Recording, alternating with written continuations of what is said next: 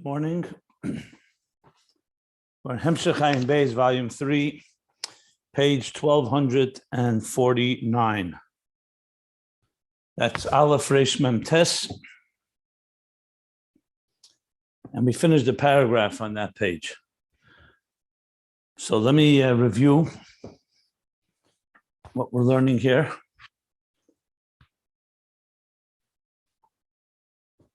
So to go back all the way to the bottom of page 1220, and we're now in 1249, so we're talking about 29 pages back. So the Rebbe Rashab entered in this whole discussion of the growth and development of human emotions, as well as the cognitive and how they communicate with each other and how they work with each other. He entered into this by saying that after discussing and asking a bunch of questions about Gan Eden. Gan Eden is the storehouse that stores all the results of our avodah in this world. At the same time, Gan Eden is also an entity that was created by God that is a garden even before human beings were there. As we see in the story in Bereshis, that first God created a garden, planted all the different trees in there, and then he placed the human being, Adam and Eve, and said, "La'avdil l'shamar, you shall make this garden further grow." What does that mean in practical terms? It wasn't just they should become physical gardeners and farmers, but that through their work in transforming and elevating and refining the world, I should have said in a different order, refining, elevating, and transforming this world, they actually turn the world into a garden, which in Ruchnius and spiritual language means they generate spiritual energy, which makes the garden far greater than it was on its own. That was the last piece on page 1220. We're going to return to it in a few more pages, but we already see that he's talking about avodah, what happens through avodah, what doesn't happen through avodah. In the last paragraph, we discussed that. That's why I'm mentioning it. And then from there, then on bottom of page 1220, he began that just like there is a pnimius and chetzenius and Malchus, because he was talking there about ani rishon v'ani achrin and the different levels in Malchus. The chetzenius always refers to the level that's there on its own, and pnimius is generated through our effort. So he said the difference in Gan Eden and the worlds is that Gan Eden is the worlds are the 7 lower levels of Malchus, Chetzenius and Malchus, and in Gan Eden radiate the 3 higher levels of Malchus. So, which he calls Ha'aras Panim, the face, because Gimel Rishenus is Chachma Bina Das or Keser Chachma Bina. So he says the same thing in Zoh. There's a Pnimius and Chetzenius. I'm reading at the bottom and top of page 1220 and 1221. So he says, and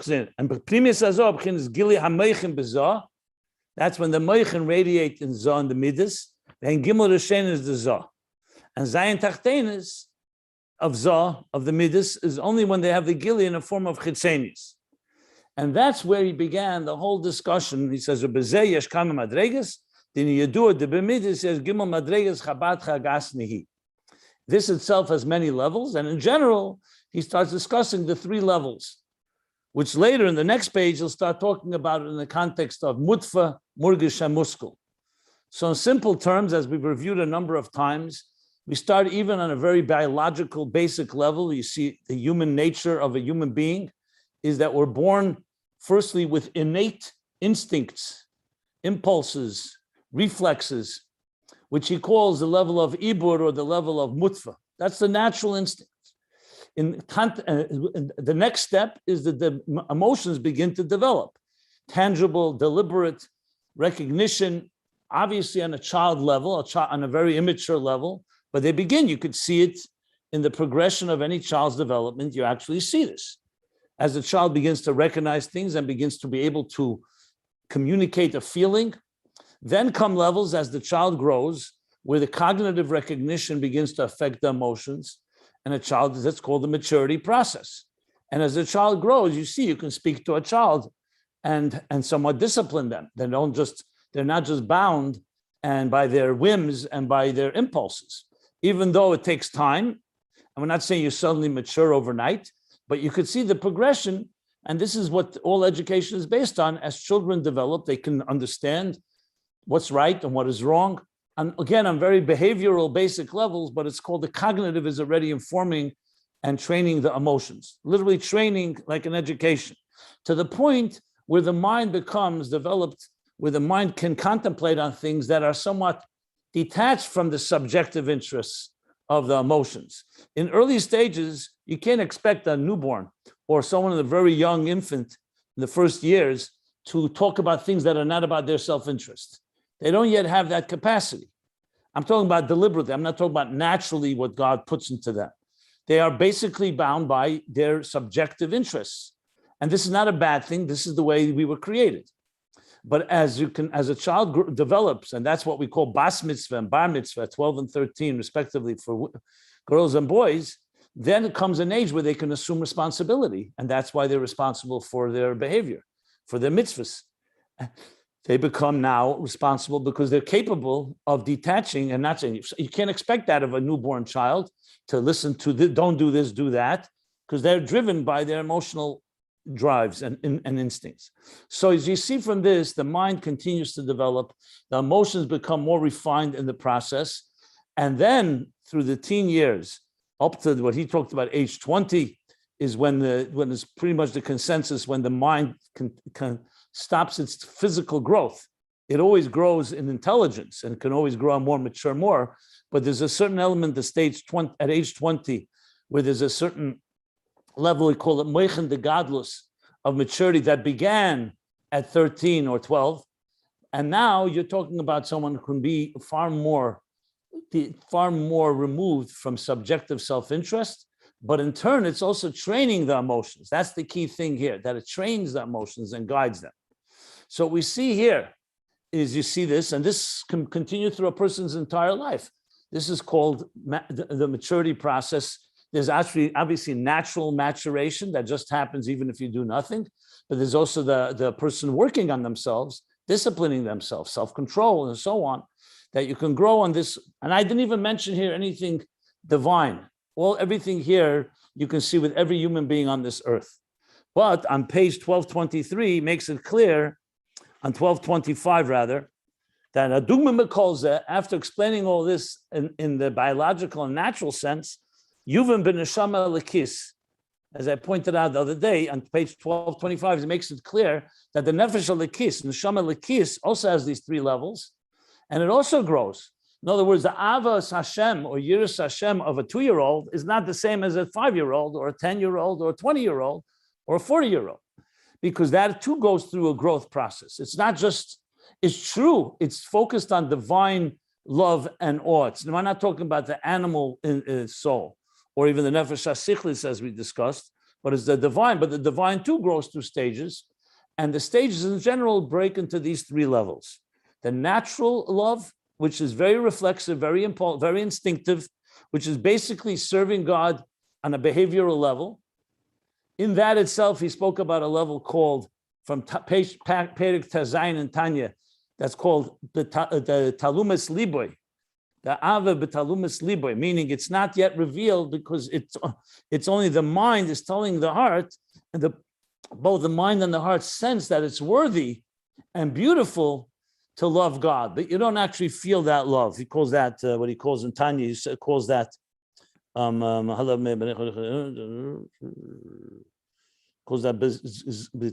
Liboy. There's one more word I was looking for that he says. Okay, we'll find it later.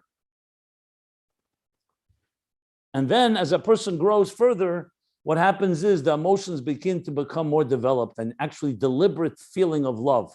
Not just that it's worthy and fitting and beautiful, Ye'osole, as the Alter Rebbe says in chapter 16, but there's more feeling. And the mind, as it develops, can actually begin to generate and create emotions. So now we're going from the natural to the avodadik emotions, but it's called not just tchila v'rechim motivim, but tchila v'rechim sichlin.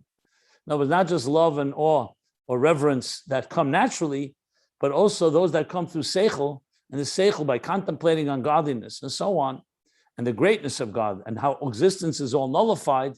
that generates and actually creates, gives birth to emotions. So in addition to the natural, you now have very deliberate, cognitively driven emotions. He called it murgish mitzad haseichel, until the point that you can come through the mind, a person can contemplate on things that are completely beyond the subjective needs of a human being. If you want to know exactly where that was discussed, where he moves over, that's on page 1228. There he talks about that you come to a point that seichel shem is burning, not just that God is good for you and that he's your sustenance and he's your father, but also it goes, Value of Godliness, in other words, the value of godliness on its own, even if it's not serving your needs. And he goes to a whole series of different contemplations that lead you to that. So now we're beginning to experience the divine that's even beyond our natural connection that we would have to anyone that is serving us or sustaining us. Now, there he moves from the different levels of Chitzenius HaMochin to Pnimius HaMochin, which is Chitzenius HaMochin is still godliness as it relates to existence, Pnimius HaMochin, and it's also Levushi HaSaga, which means we still can grasp it with some form of understanding, to the point you get to a place that is Pnimius HaMochin, which is already higher than Levushi HaSaga, and there the divine itself, that's beyond the structure of existence, is beginning to be appreciated. And this in turn translates into emotions, because the emotions are then affected by this level of contemplation. And the emotions are now in some ways losing their subjective nature and just being absorbed by like standing in awe of something that's beyond them. But he's still not finished. Then he continues with a level of godless bina and godless abba, to the point that Chochmah is able to actually transform the emotions.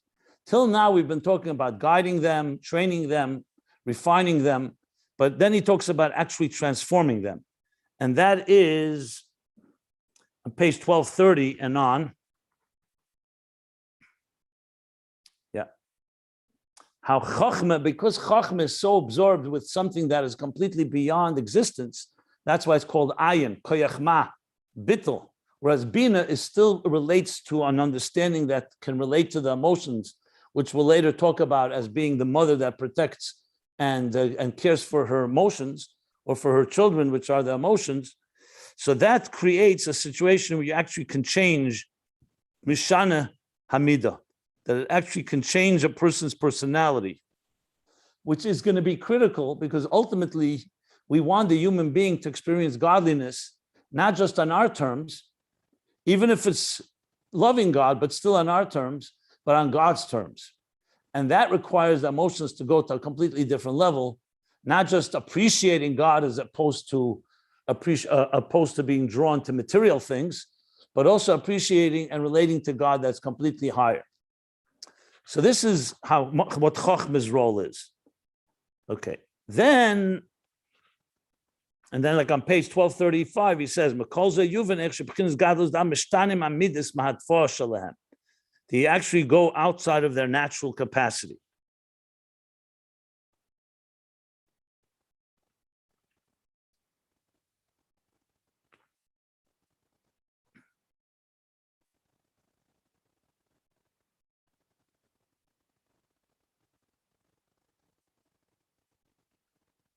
One second. Just looking this up.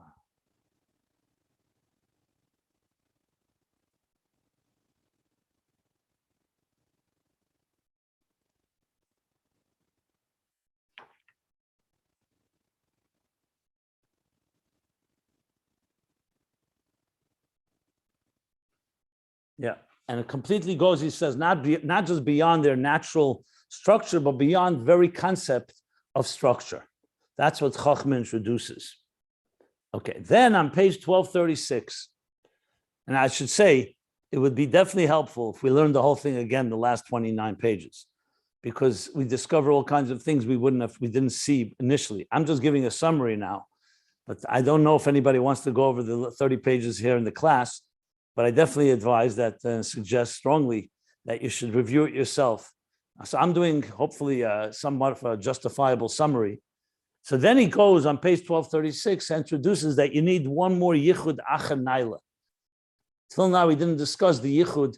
Till now, he's been talking about how cognitive grows. You go from bina to chachma. Bina still relates to ishtalshlus and existence and the emotions, and chachma is beyond, gives us a taste of beyond. But then comes the yichud of chachma and bina, because you really want both together. In the interface of the entire Ayin Beis, you don't just want to leave Hishtalshlus and go outside of the entire nature of existence. You want to be able to reach there and be on God's terms, but you want to also bring it back to how it is connected to the midas, even to the human being as we were prior to all these levels, because you want to have a fusion of these two. So now comes the union of Chachma and Bina. And here's the level of Zivug, the Einish Shalom, the Einish Shlim, and there's a Zivug Shlim, a complete union or incomplete union. Or in different terms, the Yichud Pnimi, an internal union of Chachma Bina, or an external one, where the external one is still on the level of Bina more, meaning more relating to existence, and the internal one is the goal, where they finally come to a point of a maturity where Bina is not relating to training and guiding and refining the emotions, but it returns back to equal stature with Abba, Chachma Bina, in the same stature, and they both gaze what do you call that, arich, which internalizes, which draws from the 370 energies of Atik. And the interesting point here is that the midas actually catapult Bina to that place. Shalach to Shalach Ha'Sa'im, after after the mother spends its early stages giving birth and protecting its young, its emotions, then the emotions develop to a point where the mother can leave.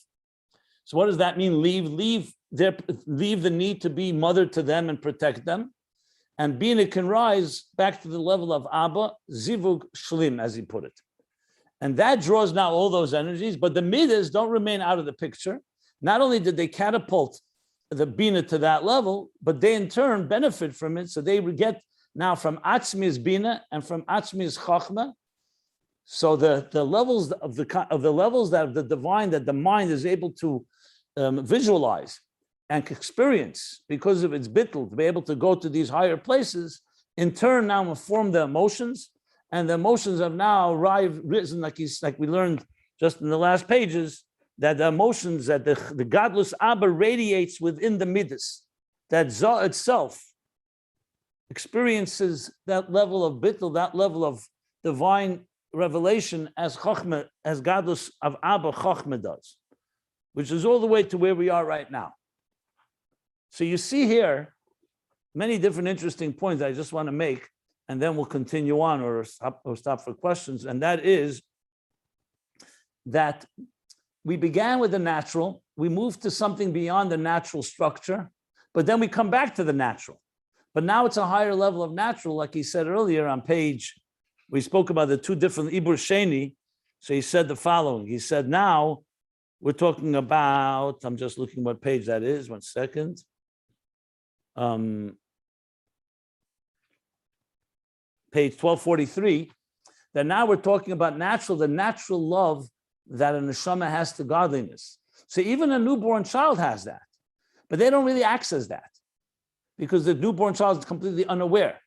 It will take, interestingly, and maybe even paradoxically, the mind, which does not have that ava musuteres, the mind will teach the emotions, train them and guide them, and ultimately reveal within them the very natural love that they have, the ava musuteres that he spoke about. But now it's alive and it's revealed.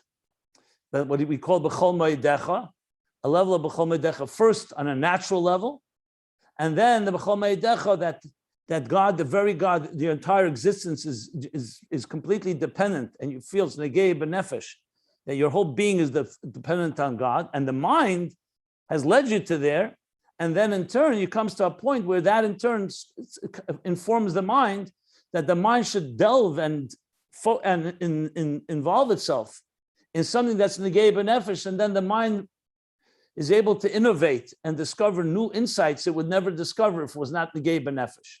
So you see here how both the mind speaks to the heart speaks to the mind, and they both grow together and each one feeding the other as they grow in the full experience. So to put it in terms that are very practical terms, the whole purpose of creation, the whole purpose why neshama comes down to this world is not just to reveal its natural love for God. It's also to reach levels that are higher than the natural love, because the natural love you could have in Gan Eden, in the higher worlds, greater than you could have in this world, because this world is hell and vehester, tachtenim, where you have a guf and nefesh habamis, a body and an animal soul, and many distractions, and it's not easy to access godliness. So what's the point of the neshama coming down here?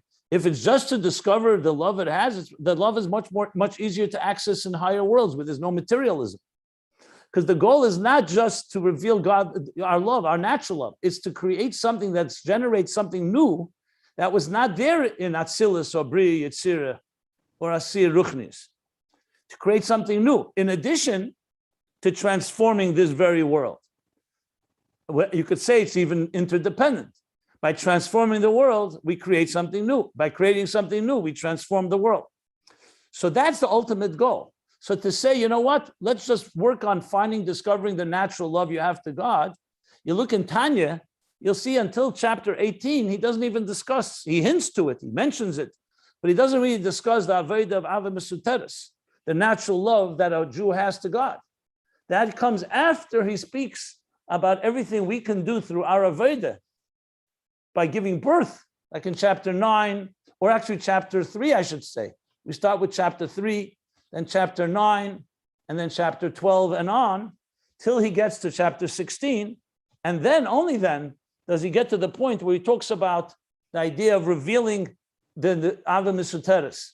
Because then he says, for those that don't have the capacity to contemplate and reveal God on those higher levels, so now every person, every Jew, even a simple Jew, can access that natural love that everybody has. Why didn't he begin with that in Tanya? It would seem to make sense. They start with that. Because the kavanah is not just to reveal the natural. The kavanah is to transform ourselves and the world around us. And that can only be through the contemplation and the hard work that we do. Now, in addition to that, we have an additional asset that we also have that natural love. So an interesting mix. You want to have both the natural, you want to have beyond the natural that comes through Avodah, and that Avodah in turn reveals even a deeper natural love to God on an atzmizdika level. So even though the neshama is a chelik elikam and mal mamish, and it also has the love, the natural love, because of that, a child has a natural love to God, it's not enough. First of all, it's natural, which means it's not through Avodah. Secondly, it doesn't really permeate the person, the entire being. It's there. It's like a dormant pilot flame. And it's the hisbananus and the mind that helps a person reach such levels. On the highest levels, he discussed this on page, what was it? The page, on page 1246. No, not 1246. 1246. The difference between when you have hispilus without Mochin and when you also have Mochin. Because hispilus also doesn't ultimately reach the highest levels of etzem. So in an interesting way, what reaches more the etzem of Elikus? Is it the natural connection that a neshama has to God, or is it the avodah? And it's clearly you need to have both, because as much as the natural is there, you don't really reach the etzem until you have avodah, and avodah comes through Mochin. Mochin is the avodah, which in turn obviously works on the midas and the emotions to elevate them to these higher levels. Okay, so now just a few more points I want to make before I stop this summary. So the last thing we learned, that the Iker Bechinas Mochin the Godless, he says, Iker Shemamshichim Aledeh, Bechinas Mochin the Godless, that's the primary thing we do through avodah, because that which says that there's Mochin to midas on its own, that he says is Mochin of Seder Shtash called Chetzenius HaMochin, Mochin the Yenikah, but which is that's when Bina communicates to Zah. The Ima Nasa Mochin the Zah. That's Yichud Chetzeni. But that happens without Avodah, or to say the Avodah is only to draw it down, but it doesn't create it. The real place where it's created, he says, he says like this. I'm reading the bottom of page 1248. It's not the Seder Shtalshlus which was measured and allocated the resources toward creating existence. And this comes dafke through Aveda b'Mesiras Nefesh, which is b'chol moedecha, which reaches the core of a person beyond the person structure that allows us to in turn draw down beyond the structure of Seder Shtalshlus. So now you'll say, 1 second, didn't I say that natural love is part of structure or part of beyond structure? So that's why we learn v'ahavta Hashem Elokecha, v'ahavta Hashem Elokecha b'chol levavcha or b'chol nafshecha. That's how the seichel is generating emotions, and that's emotions that are still based on a logical contemplation. But then it leads to b'chol meidecha, revealing the core, the atzmis, the ava atzmis, which in turn now the Mochin is now involved in something that's negei b'nefesh. It's not just contemplating that God is great and therefore you shall love him. That love is still, even though it goes to the boundaries of the river, al gidesav, but it should also go beyond the chol meidecha, and because God, your very existence is dependent on godliness, the negei b'nefesh, chayav mamish, your very life, which in turn causes the Mochin to go to deeper levels, all the way to arich and atik, and again, each one informing the other. And this ava b'chol meidecha, ayezeh dafka mamshichin b'chinas Mochin de gadlus. You can't get to Mochin de gadlus unless you go through this steep level of emotion. So it's interesting. The mind leads you to the emotion. The emotion leads one to the greater, deeper levels of the mind. And at the same time, gadlus abba, the highest levels of the mind, in turn inform emotions that they too should experience something that's completely beyond their own wiring, so to speak, their own natural structure. And that's what he says. That he can conclude the paragraph on page 1249. He says that based on chapter 18. What's chapter 18? I just mentioned it. That's Ava Mesoteres. He's talking about the natural, is hidden love that is wired in every neshama that comes to us from the Yerushalayim Avesenu, inheritance from the Ovis, Heinam Arkava. But he explains there in chapter 18 that it travels through Chokhmah, because Chokhmah is the level that connects beyond logic to logic, beyond the conscious to the conscious, as we discussed. Chokhmah is that bittul that's higher than Bina. Bina is Hasager, is understanding, and that relates to the emotions, like the mother that hovers over and refines the emotions. But then Bina is elevated to Atzmi's Bina, which there it stands side by side, but who really carries Atik and Arich? It's through Chokhmah. That's what he says in chapter 18 in Tanya. And there he says, there's called Seichel HaNelam, L'mayla Meseichel HaMusik. I don't think he uses the word Seichel HaNelam in chapter 18, but it's implied, because he does use the word Seichel HaMusik. And what does Chokhmah relate to?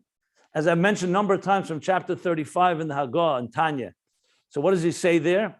That Shemaitim Emed, that Chokhmah radiates hu levade ve'ein zeloseh. Yes, it's the spark of wisdom. On one hand, Chokhmah is the beginning and the kernel of intelligence, but on the other hand, it's koyach ma. The bittul of ayin, Chokhmah ma'ayin to motzah. What does it recognize? Because Chokhmah senses less machshava tfisa beklal. It's where the mind senses something that God cannot be grasped by human mind, by the thought and the mind. So which of course is itself a paradox. Chokhmah itself recognizes that God is beyond Chokhmah. That's what Chokhmah introduces. That's why it has the power to transform the emotions, not just to elevate and expand them. So he says that Gadlus Abba Shemer B'Zoh, he says that Chokhmah educates, and it says that the midas, kamo shemer b'midas, and shemer b'hem haseichel. Haseichel ich deles machshava tfisa b'klal. So the midas too should experience. Remember, midas experience, the mind understands. But here, the understanding is understanding something beyond understanding, and that causes a bittul in the midas, bittul hasaga. And then he says, Gam yesh leimer, that this is tachlis ha'idiyah shalei neda, that the ultimate of knowing is not knowing. or knowing the unknowable, as he said at the bottom of page 1247. So someone asked, Yecheskel asked, what's the difference between this Yesh Lemer and the first Yesh Lemer? First he says, Yesh Lemer, it's Chochmah, Les Machshava Tfisa Beklal, and here's Tachlis HaYediyah Shalei Neda. So based on what he said at the bottom of page 1247, so he said there like this, based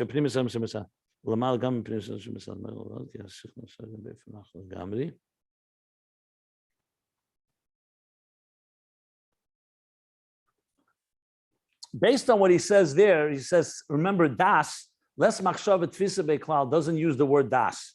He uses no thought can grasp him. Tachlis idea shalei neda means the ultimate of das the ultimate of perception of das is shalei neda. That is beyond das, beyond perception. So you could say, this is my own speculation. He doesn't say it explicitly, but based on what he said at the bottom of page 1247, it means the Yediyah Zesi kashed halakus negeyalei. Remember, Chochmah and Bina, as deep as they are, they don't have the element of iskashus. Chochmah senses a reality greater than itself. But it's still Chochmah, it's just a Nakuda. Bina expands that Nakuda, that we also can comprehend it and we can comprehend it in an expansive way. But Das is iskashus. Das makes it yours. That's been the Gei B'Nefesh. And we discussed this earlier, that you really need Bina and Das. Because Das on its own is only a connection to what? Chochmah and Bina provide the very matter that you're connecting to, with the idea. Das doesn't have an idea. Das is the iskashus to whatever idea you give me. I'm completely, intimately connected with it, to the point that it's negated to me. Like, remember the story, it's my father. It's not just a father, my father. It's negayel b'nefesh to me. So Chochmah, Bina, Das, as he says in chapter 3 in Tanya, are all connected. You need Chochmah and Bina provide the seed and the development of the seed. In this context, the idea, the concept and its development. And Das provides the connection that makes it negayel b'nefesh. So it could be Tachas Yediyah Shalei Neda over Les Machshava Tfisa Beklal, is that it adds the dimension of the dimension of Hakara and Hargosha, the recognition and the feeling and the intimate connection that you could say, you know what, Chochmah gives a taste to the midas emotions that God is not grasped by any thought. But how do we know we can connect with it with Yidas? When you say Tachas Yediyah Shalei Neda, you're saying the ultimate intimacy with God, the ultimate connection with God is one that's beyond connection and beyond intimacy in a way. Not that it's not intimate, it means that you're experiencing it completely on a level that is not just on our terms, on God's terms. So it's like completely being absorbed, that it's so negay b'nefesh that it's completely something that's higher than Das as we relate to it. So that's how I would probably interpret that. And then finally, he brought from the Zayar and Balak, that's in Kemeresh Tzurim, that it's the image and the likeness of Chochmah that creates an impression in Zah. Like he says, Mochin da Abba kishemislapshim b'Zah. Shazoyer deimel la'Abba. That now the midas are similar to their father. So this is how deep the emotions have been transformed. And this level of Mochin comes through Aveda. So you see here the whole picture come together. And the next section that we're going to learn is going to go a little more details in this subject matter. And then he's going to go back to Gan Eden and the discussion back on page 1220. Okay. Now, first of all, if anybody has any questions before I continue, because it's a pretty big of a mouthful here. And I did now sum up essentially around 29 pages, 30 pages, close to 30 pages in the context of things. And I didn't even mention everything, obviously. So as I said, it's well worth reading again and again, because when I go back and I look at it myself, I see that a lot of things suddenly you realize what the Rebbe Rashab meant back 10 pages ago, 20 pages ago, once you see how he's bringing it all together. But in case anybody wants to ask anything, please. Is there any avoda that a person can do that is specifically directed towards the midos rather than the level of Chachman Bina and Mochin the godless and deep delving deeper into to wisdom, through the seichel, but and then that seichel will transform the midos. But is there any avoda within Chassidus or the Rebbe Shabbos telling us that we can work with the midas, specifically with the midas directly, or does it only can come through seichel? Well, this is a big issue in Tanya. When you go to Tanya, till chapter 18, as I said, he discusses it mostly through Mochin, the moyach shalat al alev. Because here's the problem. But it's a bigger topic than you may think. But let me just say this. This is strictly Tanya. And obviously, as I mentioned a number of times, this whole Ayin Beis is based on Tanya. What he says there is the following. Remember, natural emotions of a person, by definition, is how you're wired. So forget about whether it's the animal soul or the divine soul. Let's talk about the divine soul. If you're born with brown eyes, you can't change them to become blue eyes. If you were born 6 feet tall, you're not going to be 6'5", you're not going to be 5'5". You are created. Emotions are hardwired in who we are. So here's the dilemma. How can emotions be changed? You can control them. You can refine them. You can direct and harness them. But the very emotions, if a person, for example, is a stingy person, another person is born with a certain, they splurge, they are very giving. Can that be changed on its own? So it would be like asking a lion or a tiger to change their natural inclinations. They were born that way. And their mind only serves to serve their natural inclinations, to learn how to hunt. They're very smart and can be very shrewd and savvy, but it's all toward their natural needs. You can't suddenly tell a lion, hey, don't eat today, it's Yom Kippur. A human being was blessed with a mind, so even though our natural inclinations can be one way, we can subdue it, we can refrain, we can discipline. Now, there's two things here. I just want to make it clear. The animal soul, on the other hand, is driven by emotions, like he says in chapter 9 in Tanya. That's why we say that the divine soul, which resides in the mind, has the ability to impact the emotions because it has natural control. But I'm going even a step further. Even the natural inclination, let's say, like he says on page, remember I referred you to page 1225. So there he says there's a natural wiring of the divine soul. I'm reading inside. Yesh teva hamidus ba'adam b'neshama lekis. And he says, for example, and he even compares it. Literally, like we have natural love of things, a natural fear. He says that there's a natural love of God and a natural avoiding anything that's against God. And then he goes even further. And he goes on to say different people have different elements of this. Like the 7 branches of the Menorah. There are neshamas that come from chesed. There are neshamas that come from gvura. This is nefesh alikis. So if you're going to go by their wiring, you can make the argument there's no avodah there unless you have a mind that trains and guides the emotions. That's what appears like till the end of chapter 17 in Tanya. The Alter Rebbe is saying that even though there he's primarily talking nefesh alikis, nefesh habamis, but still the idea that you can use your mind to contemplate and realize that even though you can't actually feel godliness, but you can, the heart can sense it's worthy, as I said before, and beautiful to love God. But then in chapter, so that would be that the mind is the primary avodah. The avodah is on the mind, and the mind trains the emotions. That's why we say, v'yadaita yem v'shavesa levavecha. You begin with v'yadaita, and then turn it to your heart. Das alekei avicha v'avdeu b'lev shalom. Know God your Father, and then serve Him with a complete heart. In other words, moyach lev. But then comes another thing. In chapter 18 and on, Alter Rebbe introduces, as I said, he mentions it before, but he introduces it in full-blown glory, the Ava Misoteres, that a Jew has a natural love to God. So you're not talking about creating a love. You're talking about something that's there. However, how do you get it revealed? That's the question. So the Alter Rebbe says there's one way through his bonus also. You can contemplate and contemplate till you come to discover that natural love that you have. But the Alter Rebbe says something else there. That because the Ava is, the Nefesh Lekis is trapped inside of a body and an animal soul, that Ava is called Misuteres. That's what he says in chapter 19. It's concealed.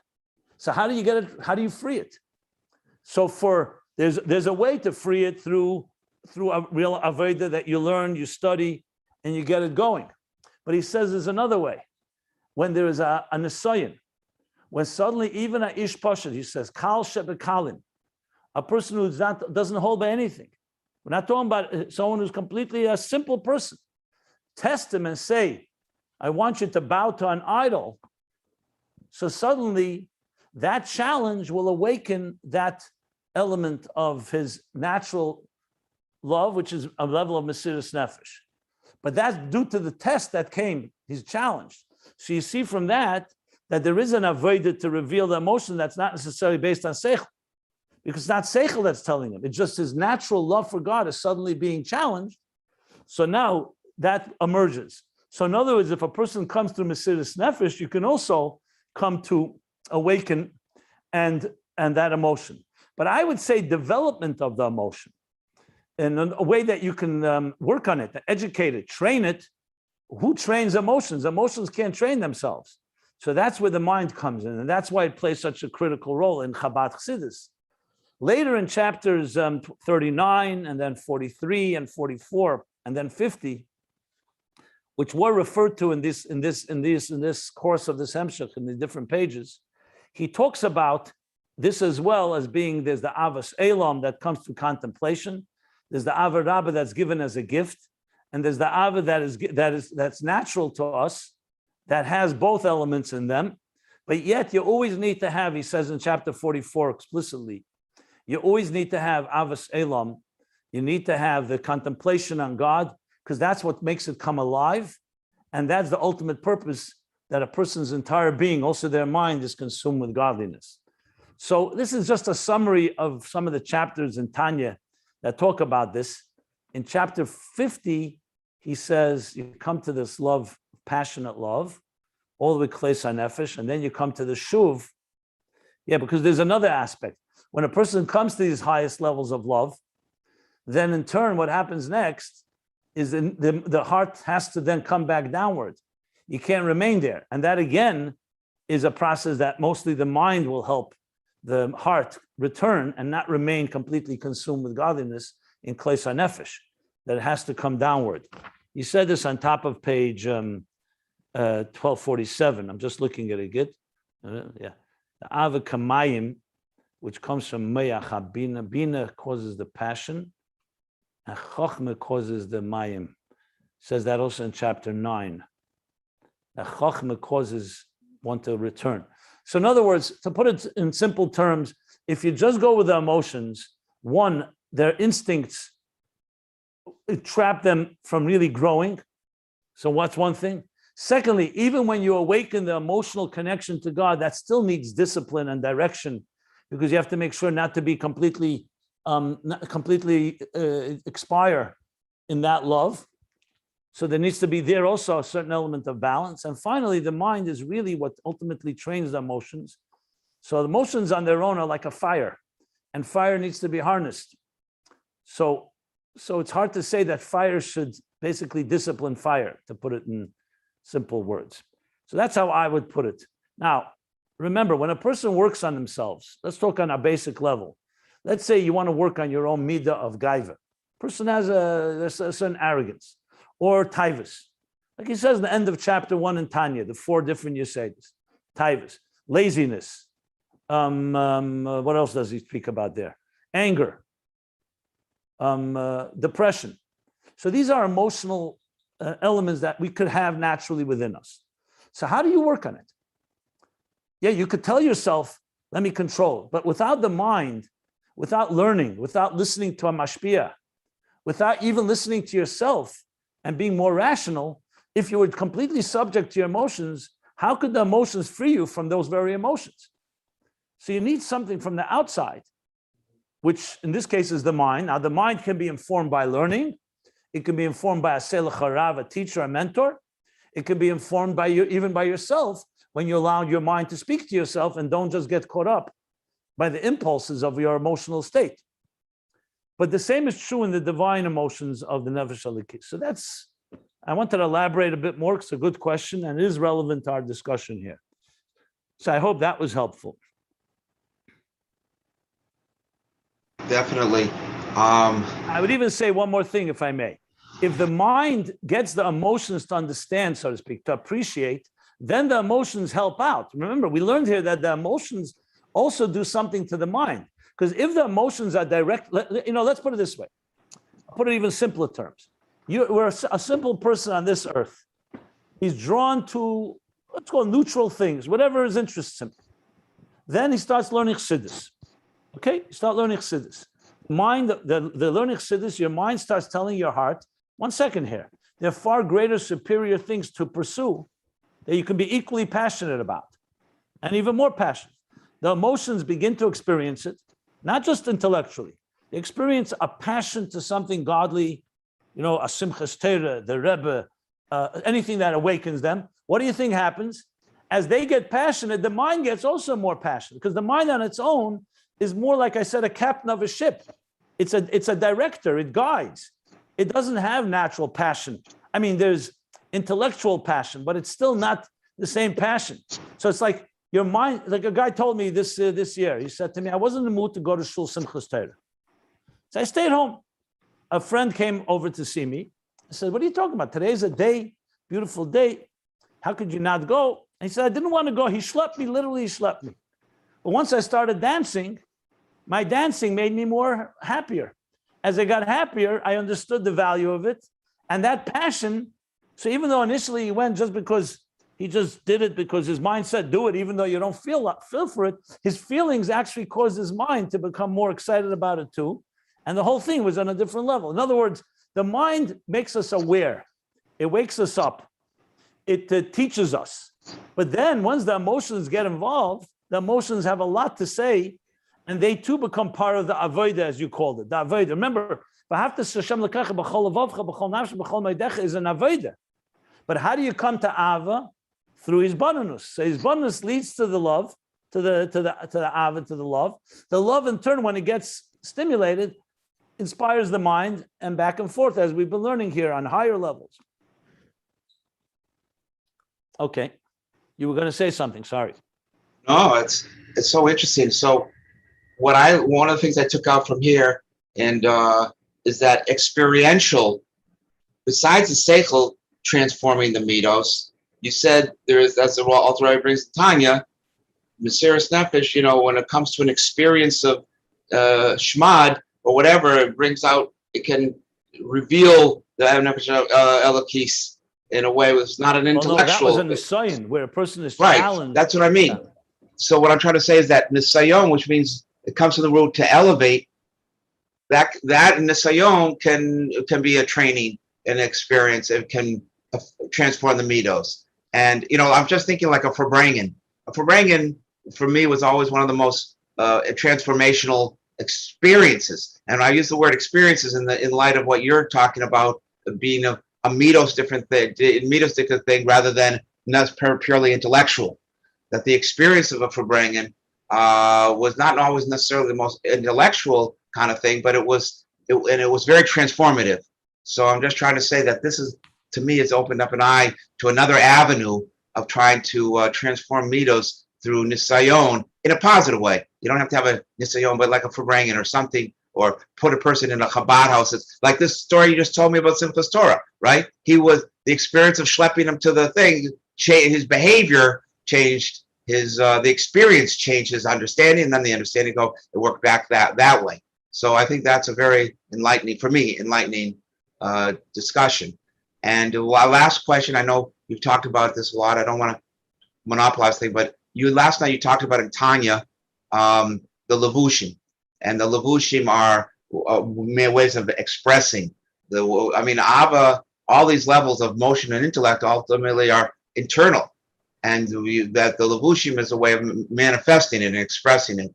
And I was just wondering, like, that the levushim may be also a way of the action itself can transform the midos and the seichel, and that way through the levushim, through action. Action is a changing the intellect. Yep, that's correct. That's correct. Okay, thank you. I don't want to take any more time. Very enlightening. Thank you very much. Very enlightening.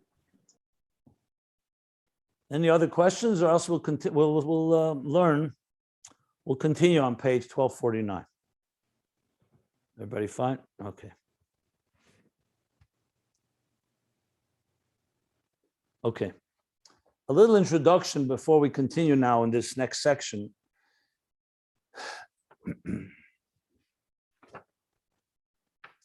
So the Rebbe Rashab now, I mentioned on Friday that this, because being volume 3, a lot of the material is very dense and not fully spelled out. There are actually a lot of people who ask me, how do you teach volume 3? Because people get stuck when they hit volume 3. Because by volume 1 and 2, the Rebbe Rashab was still in the structure of Maimorim, discourses, and you could see that it's like a final product. Here, I'm not going to suggest it's not final. The Rebbe Rashab wrote it. But you could see also that's a form of he didn't complete it. First of all, he never ended it. It doesn't end. We don't know how much he would have written more, but we know it doesn't end. It ends in the middle of, there's still questions still remain. And secondly, he didn't go over it again, as I mentioned. I'm only saying this, not God forbid, the Rebbe Rashab wrote, so it's all worthy and it's public and now we learn it. But it is a lot more complicated. A lot of things have to be spelled out more. And I'm just pointing it out in case you feel some things were not fully addressed. So don't hesitate to ask. You know, I myself, I'm working through it, trying to connect and see how it all comes together. So now this next section can ostensibly be a little confusing. That's why I wanted to just say the following words. Remember, keep in mind the 3 levels, mutfa, murgish, and muskul, or in the language of Kabbalah, Ibbur, Yenikah, Mochin, 3 stages in Avodah, or in growth. The natural, the emotional, and the cognitive. And of course, in each one, there are many levels. In Kabbalistic terms, Ibbur is a state of pregnancy, gestation. Yenikah is nursing, and Mochin is the mind. The stage of a child. The child starts with Ibbur, pregnant. Then the stage the child nurses, already a newborn child. And Mochin is the development of the mind. It becomes an independent, intellectual, independent-minded individual. And of course, again, in all of these, there are many levels, as we've been learning. So now that the Rebbe Rashab really much concluded generally from the earliest stage of mutfa, the purely instinctive, impulsive, reflexive, behavioral emotions, to the highest levels here where the emotions are on the deepest level experiencing the transcendence of Gadlus Abba, of Chochmah, which is in turn experiencing Arich Hanatik, completely the other end of the spectrum from where the emotions began. So he's going to use this now, Ibbur, Yenikah, Mochin, to further explain this idea. And for some reason I was looking, he doesn't refer to it back in the 29 pages ago, even though it's flowing straight from there. But he did say in the last page, you'll notice, Mochin di Yenikah, if you remember. And there's Mochin de Gadlus. So there's the 3 levels of Mochin, Ibbur, Yenikah, Mochin, are really 3 levels in Mochin itself. Or you could say 3 levels in Midas, but mostly Mochin. The Mochin of Ibbur, the Mochin are still in a state of pregnancy, means they're not fully developed. Yenikah is the Mochin already developing, but they're nursing. They're Mochin de Katnus. And there's Mochin de Gadlus, the full mature mind. So keep that in mind now, what we're going to learn now, because he's going to go into these 3 levels. And I'm thinking that maybe he's talking now in the level of Mochin, not in the level of Midas, because Mutva, Murgish, Muskel is Midas words. Mutva means natural, Murgish means felt. And Muskel, as he explained, was also 3 levels. He called it Beferish. I'm going back. He said these words. Just want to read the actual words. 1 second. He said the following words. Said,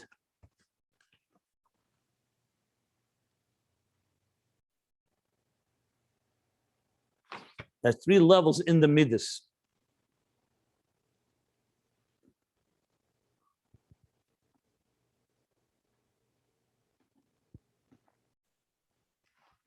Okay, we'll review that later, whether it's Mochin or midas, but I just wanted to make this clear because he's going to discuss now these 3 levels and following what we've just learned. So it could sound a little like, why is the Rebbe Rashab adding this piece? That's what I'm wondering most. Like, what's wrong with where we stop now? What's missing? So I'm going to try to explain that as we learn it. But as I said, let's do this together as we learn inside. The Rebbe Rashab is going to say, Obir the Inyan. And the explanation of this Inyan is, Dehine Isa Beitz Chaim. Now, what Inyan is he explaining here? Is he explaining the difference between avoida and not avoida in the context of Mochin the Godless? Or is he explaining the whole idea of the emotional development through the 3 stages? So we'll see what the answer to that is. It could be both. It says in Eitz Chaim, Shar HaZivugim Seif Perek Aleph. In Shar HaZivugim, which was referred to already earlier, which tells me that the Rebbe Rashab was definitely in very much immersed in Eitz Chaim as he was writing this, because he keeps referring to it. On page 1236, he referred to a bunch of Eitz Chaims, and one of them was this same Shar. So in the end of chapter 1, he writes, the Eitz Chaim says, the Gimel Madreges, this is Ibbur, Yenikah, Mochin. This is an acronym for Ibbur, Yenikah, Mochin. The Gimel Madreges, Ibbur, Yenikah, Mochin, Hen Gimel Yechudim, are 3 levels of unifications. There are 3 Yechudim. And in Kabbalistic terms of Eitz Chaim, the first, Ibbur, Yichud Havaya Adnai, Bechinas Ibbur. When Havaya and Adnai join, that's the level of Ibbur. The next level of Bechinas Yenikah, Hu Yichud Havaya Lakim. The level of Yenikah is the Yichud of Havaya and Lakim, indicating that Lakim is higher than Adnai. So though we learned in volume 2 at the end that generally they're the same, he said there that Adnai is how Malchus goes into Biyah, and Elikim is how Malchus is still Natzilus. Havaya is usually Zah. So we're going to see how he translates. So that would be Yichud Havaya, Adnai would be the first lower level. The next level, Yenikah, is Havaya and Elikim. And what's the third level? Ubechin is Godless, which is Mochin. Clearly you see Godless Mochin. Yichud Havaya Eya. So Eya is, of course, the name in Parsha Shmeis, the highest name of all. When Moshe asked Hashem, what should he say to the Jews? Who are you? So he said, Eya She'eya. So Eya is considered even a superior name than to Havaya at times. So the Yichud of Havaya and Eya is the 3rd highest level. So again, Havaya Adnai, Havaya Lakim, Havaya Eya. Now, no explanation right now. This is just a statement, 3 levels. So now the Rebbe Rashab continues. Ubetera the Parsha Mikates, B'dibra Maschel Roni v'Simcha Aleph, B'Seifei. In Teira the Maimer of Mikates, the Dibra Maschel, the beginning of the Maimer is Roni v'Simchi, and there's 2 of them there. She's talking about the first discourse. At the end of that discourse, he says that Gimel Yechudim. What are these 3 unifications? What do they mean? What's the Havana? What's the understanding of these 3 different levels of unity? He says they're Hagimel Medreges, Biti Achesi Imi. My daughter, my sister, my mother. What's he referring to? So the Rebbe Rashab is going to explain it. We already referred to the last page, but now he's going to elaborate. So this is a Medrash Rabbah in Shir HaShirim Rabbah, in Shir HaShirim. So on the Pasuk, let me tell you the Pasuk, and then we'll read inside the Medrash. The Pasuk says, Tse'ena ure'ena, b'nei Tzion. Daughters of Zion, go forth and see and gaze.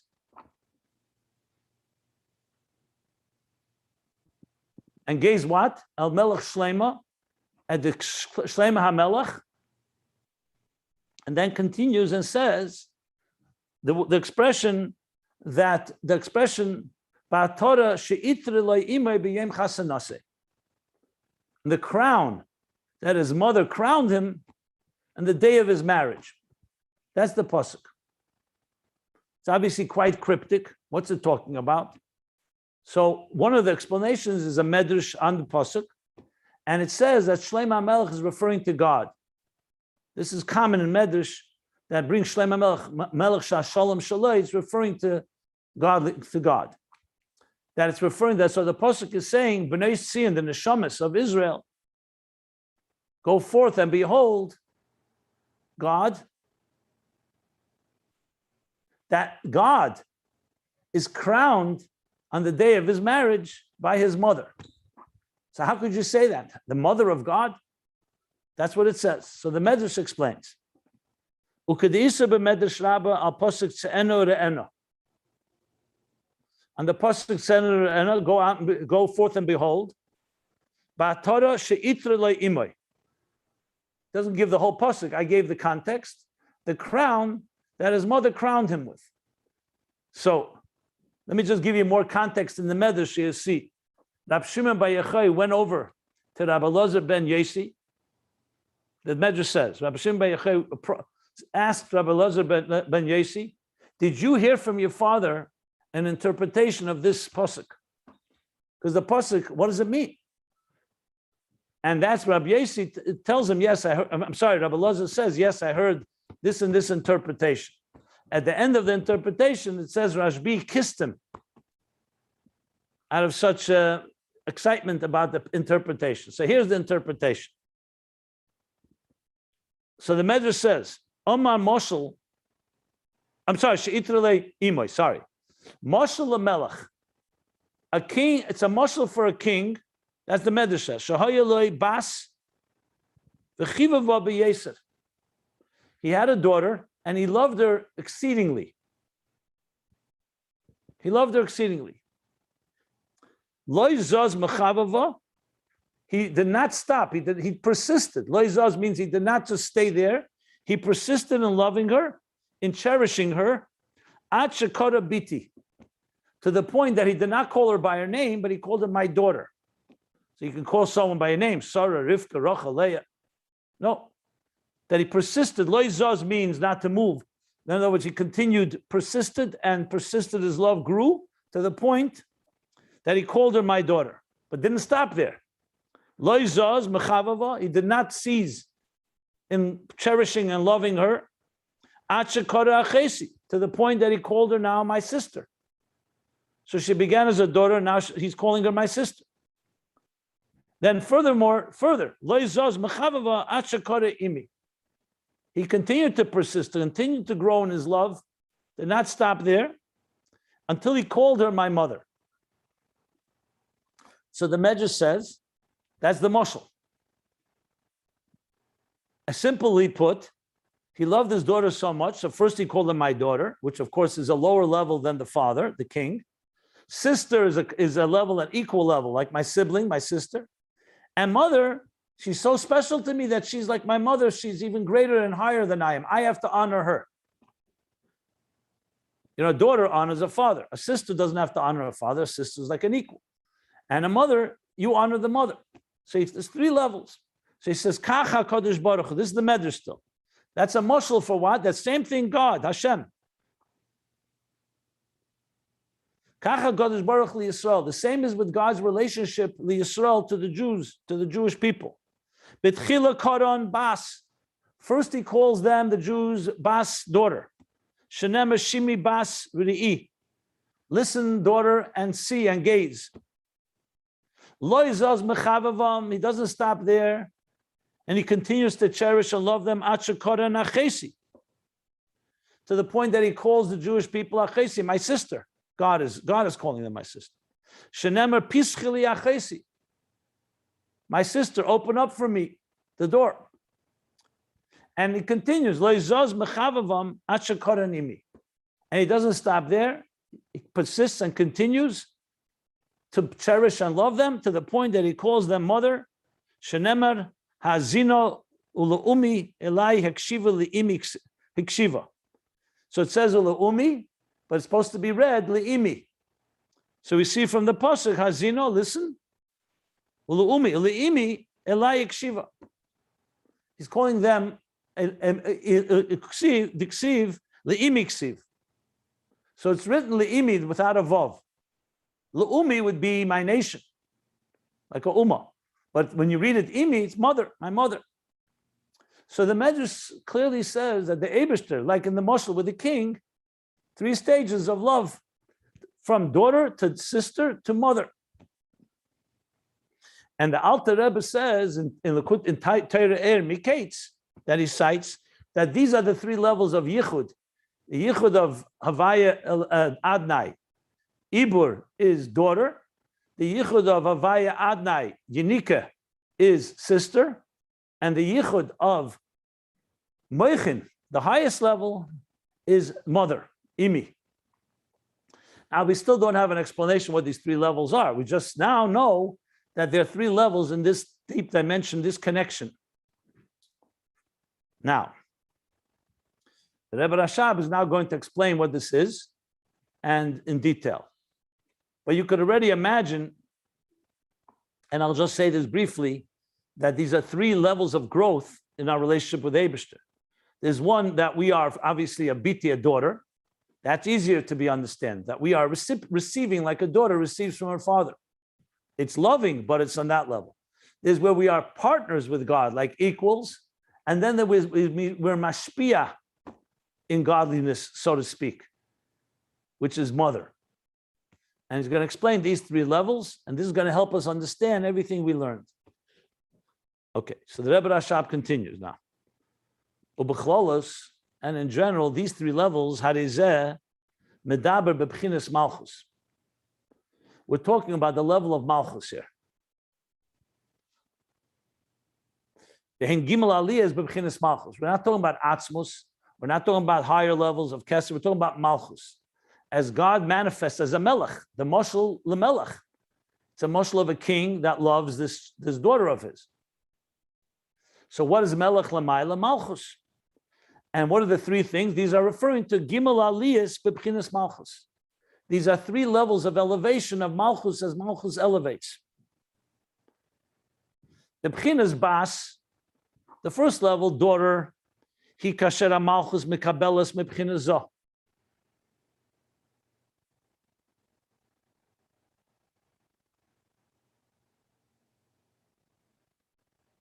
That this is bas, is Malchus, is a daughter as it receives from zoh. Zoh, of course, is a higher level, the midas, that are mashpia and Malchus. I should correct. Mekabels mebchinas zoh levad. Only from zoh, loy mebchinas chabad.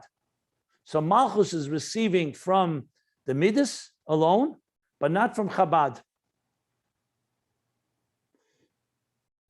Now, he doesn't explain what that means.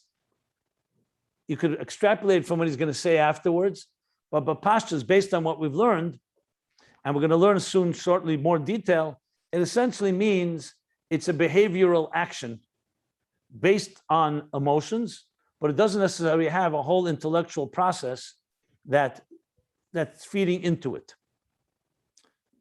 So if that's the case, says the Rebbe Rashab, why is it called an aliyah? And why even biti is also a mal, because he says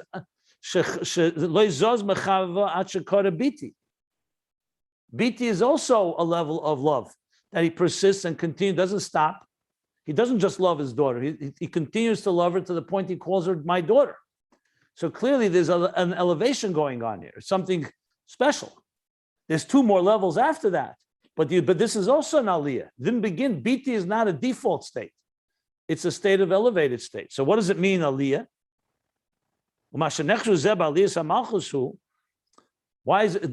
is it considered? And the fact that he considers this as part of the elevation of Malchus, he says, just as it says by a zochar, by a male. What does the pasuk say in Bereshis? Nemar, al kein yazev ishes ovev ves imay v'dovag be'ishtei. So it says that Adam, the man, the male, will therefore, because the female was part of him, they were both part of one entity, Zocher Nekeva Bara'esim, and then God split them. So that's why the Ish, the Zochar, the male, will leave his father and his mother, the Dovak B'Ishteh, and will cleave and connect with his wife. Why would he leave his comfort zone? Because there's something deeper that he's connecting to his wife. He says, V'yadua ha'inyan b'zeh. What is the inyan in this, in Avodah, Ruchnius? The B'chidei liyas b'b'chinas mashpia, b'b'chinas Malchus. In order for Zah, the Zochar, the male, to be a mashpia into Malchus, Sarich Zah laze b'chinas Abba v'Ima. Zah has to leave the nest and the hearth of Abba v'Ima, Chachma and Bina, his father and mother. So he shouldn't be attached to them above.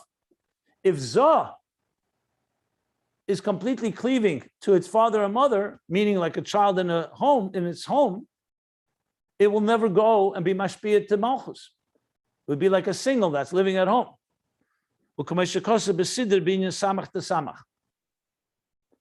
Like he writes in Siddur, this is the Siddur of the Mittler Rebbe, of the Alter Rebbe's Maimorim, Samach to Samach, one of the psukim we say by Sheva Brachas. So he explains this idea.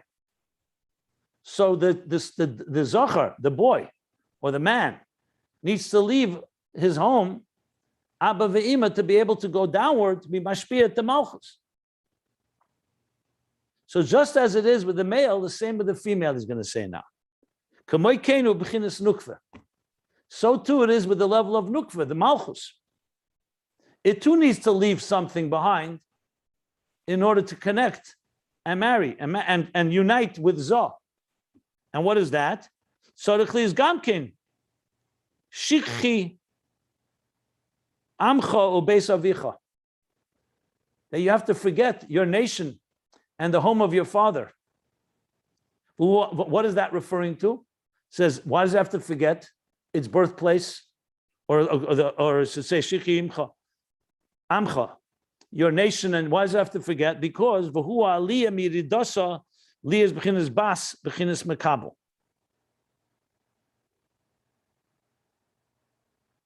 So Malchus on its own, also just like the male has his father and mother, Malchus has its comfort zone, so to speak. It has to now elevate from that state of descent where it is with its nation, with its parents, Lias, to become a bas. A bas means a makabel. Chinas makabel of what? Of Zah. So Zah has to leave to become mashpia. Bas has to leave, and that's why it's called an elevation. Because it's not Malchus on its own, it's Malchus in the state of bittul to be able to receive from higher states and higher levels. So that's elevation number one in Malchus, which is called my daughter. So the Melech loves his daughter, but now she's become a level of bas. I'm calling you my daughter, you're my makabel. You're receiving from godliness. You're not just in your comfort zone, living in the palace of the king, but you're in a state of biti. So it's an elevation. Now, level two is what? When Malchus elevates now to be equal in stature. In this case, biti is still a makabel. Zah and Malchus is Malchus a makabel, a daughter. But then Malchus elevates and becomes equal stature. The hainu k'shemedes im Zah ponim beponim. Now Malchus is not below, but Malchus is standing face to face with Zah. Oz nikra b'shem achesi. Then Malchus is called my sister. A sister is an equal, a sibling. V'hainu, and that means the b'chinas Malchus mekabelas gam ke mechabad. Malchus, just like Zah receives from Chabad, Malchus is also receiving from Chabad. Before in stage one, he said Malchus is only receiving from Zah, and Chabad is not involved in it, Mochin. But now that Malchus and Zah are both in the same stature, face to face, so Malchus is also receiving from Chabad. And here too, he's referring to the Siddur. Shar Rish Chedesh is a gate. There's a section there called the gate of Rish Chedesh, where that's explained. And then comes the third aliyah. V'yesh eid aliyah hayeser gdela. And then now there's a third elevation, which is the highest one of them all. Hainu, that means, which is Keshemisala hamalchus liyas b'madregas imi. The Malchus elevates to be on the level of imi, my mother. She'ozi mashpas b'bchina zah. Not only is it an equal, it's actually transmitting into zah. It's giving to zah. First it received, then it was equal, both receiving from their source, and now it's actually mashpia in zah, like a mother is mashpia to her children. Ke'eim hameniko umegadelas bono. Sorry. Like a mother that's nursing and nurturing her son. So that's the third level.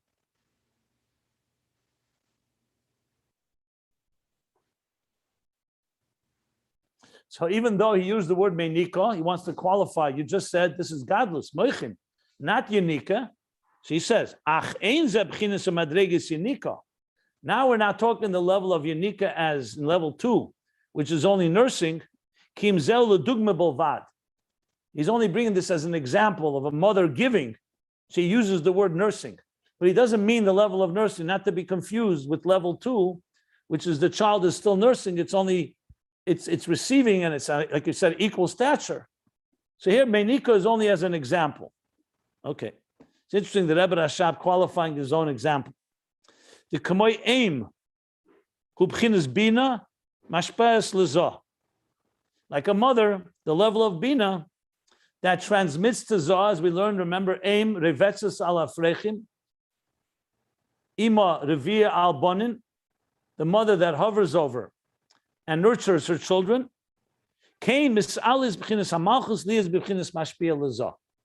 So just like ima, the mother bina, nurtures and provides for zah, Malchus has now elevated. When the king says, when God says, I cherish you so much to the point I call you mother, it's the mother is now mashpia into zah. Shenimse misalis hamalchus b'madregas habina. So from this we derive, and so derived misal that Malchus elevates to the level of bina. So really, there's Malchus on its own, no elevation at all, that's Malchus. There's Malchus elevates to be a bas, a daughter, receiving from Zah, not Chabad. Malchus elevates further, is equal with Zah, and they both receive from Chabad. And then Malchus elevates the level of Bina, it's like a mother, and it gives to Zah. Receive, equal, giving. These are the three levels of Ibbur, Yenikah, Mochin, the three levels of Biti, Achesi, and Imi. I'm going to stop here. The next paragraph, and then from here he's going to start explaining what this means in Avodah. Now you already can see how this is connected to what we've learned before. You know, we read it slowly now. This picture is emerging, but he's going to explain these three levels in context of everything we're talking about. Now you may remember, if you recall clearly, the beginning of this volume 3 started that that the darkness itself, Malchus itself, elevates to the point that it gives to Zah. So this is very much the same theme that goes all the way back to the beginning of this volume, especially on page 1209. So I'm going to compare it. I want to see it because there's very similar words that he's been using. There's Malchus as it receives from, there he talked about it in context of the sun and the moon. There's the moon that receives from the sun. There's which Malchus receiving from Zah, sun being Zah, and the moon is Malchus. There's when the moon will be like the sun, equal, and then the moon become greater than the sun and be giving to the sun, to Zah. He said that explicitly there. So I'm sure it's connected, but I just wanted to point it out in case any of you remember that. That was on 1209. Okay. So I'm going to stop here. I'll take questions. Remember, the rest of the next section is going to explain this in Avodah, which will make it come alive.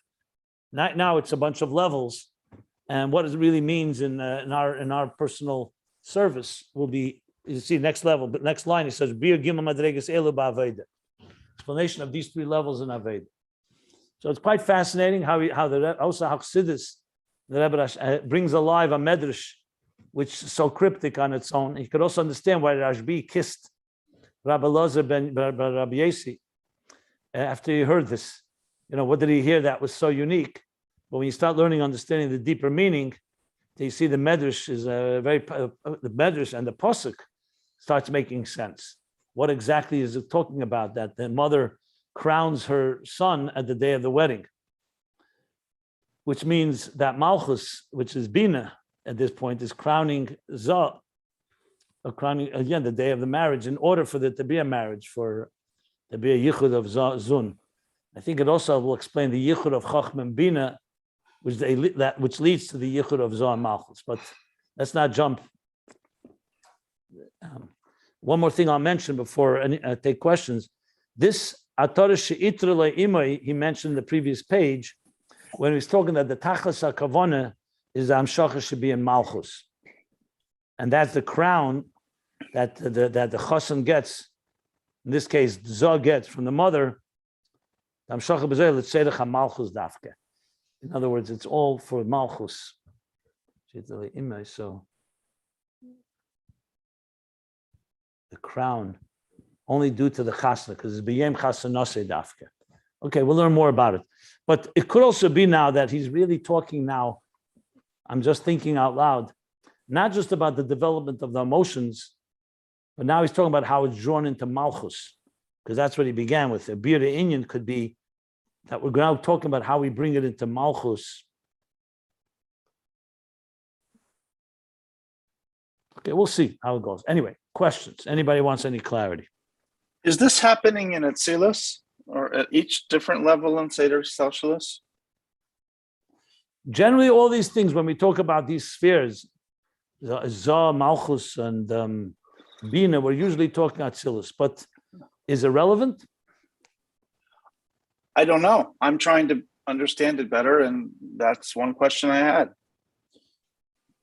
I mean, usually, the structure of Seder Shalshalus is either we talk about the worlds, like Atzilus, Bri, Yitzir, Asiyah, or we talk about the spheres, Chachma, Bina, Keser, Chachma, Bina, Mid, Zah, Malchus. Generally speaking, when you talk about this, you're talking really how it structures through the spheres. And generally, you are talking about Atzilus, but it's not relevant here per se in this this part of the Ayin Beis that is Atzilus. But generally, you are talking about Atzilus, because that's the purest world where everything is purely divine. But as you see, look, when you get used to the ideas, so when you talk, for example, about Chassan and Kala that stand by a chuppah, so a Kabbalist or a real Chassid would say it's Zah and Malchus standing there. However, they take on the shape of a male and female human being, and we're more physical, so we speak in physical terms. But in Inyan, when a Chassan and Kala come together, it is really a reflection. We say Friday night, Kegavna al milah, al mitato al milah. It's essentially the physical existence is a reflection of the spiritual existence. So when we say Zah Malchus, Chassan Kala, but if you're asking exactly to place it, generally it's Atzilus simply because Atzilus is as I said, the quintessential, purest world where everything is balanced. Bri, Yitzir, Asiyah already have other elements that are beginning to develop. But overall, that's the way to look at it. Yeah. Got it. Thank you very much. Rabbi Jacobson, those three psukim from the Midrashim that refer to daughter, sister, are those all from the same Shiur Shirim? Are they all from Shiur Shirim? No. I think two are from Tehillim, and one is maybe from Yeshaya or Yecheskel. I have to look it up. No, they're from psukim all over. This is medrash, common medrash. We'll bring psukim from anywhere to verify or to confirm, right, or as a proof. Yeah. So my question about what we just learned is that where does the Bas come from? If we say that it's Ibbur, we say that Chabad gives birth to Zah. And then, as I understand it, Seder Shalshalus, Zah creates Malchus. But then we said when Zah goes into Malchus, it's already at the level of Yenikah. It's not an Ibbur. Ibbur is a preceding stage where Malchus exists before it has any relationship to Makabel from Zah. So where did it come from? Well, let's talk the example. A king gives birth to a daughter with his wife. With the king and queen give birth to a daughter. Okay. Then at some point, the king is cherishing his daughter, and he elevates her, so to speak, to the point he calls her my daughter, and then elevates the sister to mother. So in the nimshal, in the example, God created Seder Ishtalshelus, as we learned, without any elevations. Everything is in its place.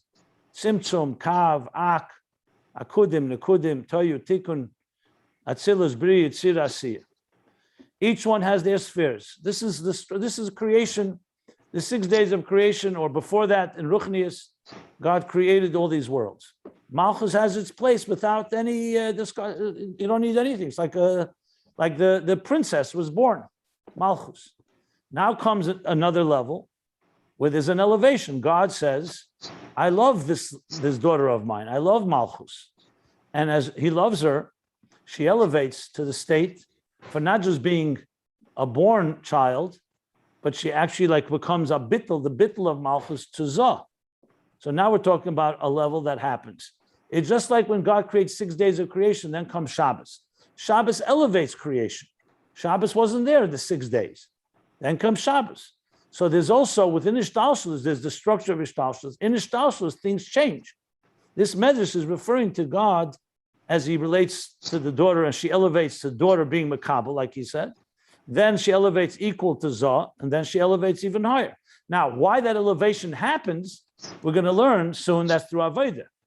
Avodah causes these effects, but based on the medrash, essentially God is like when by Yom Chassidus, the day when the Jews married God, God elevated them. So there's elevations happening, sometimes through Avodah, sometimes God's grace, and different things that happen. I mean, in talking about what initiates that elevation. But there's existence, and then there's existence as it elevates. So that state of Ibbur, that is the daughter. That's before it's called a daughter. Daughter starts only when it's receiving. This is not a literal Ibbur, as I explained. This is not literal pregnancy here. This is a state of just without any. It's like it could be a newborn child as Ibbur as well. Okay. All right, thank you. Yeah, Ibbur is also a level. That's what he made it clear. It's an elevated state, Ibbur. It'll be much more understood in the Avodah when we learn the Avodah. Okay. Okay, so any other questions, or we conclude here? Okay, we'll stop here with the